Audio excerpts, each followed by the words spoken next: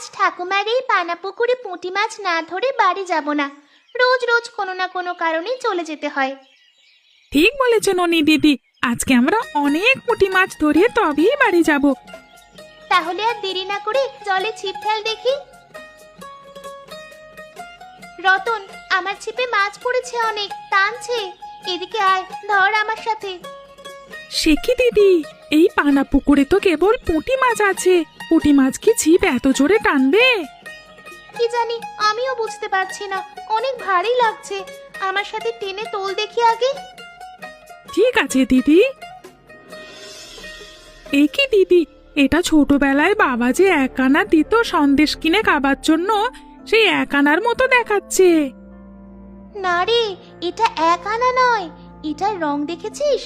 এটার রং দেখছিস না কেমন আলাদা? এখন কি করবে? চলো এটা দিয়ে আমরা শ্যামা ময়রার দোকান থেকে সন্দেশ কিনে খাই। না না, আগে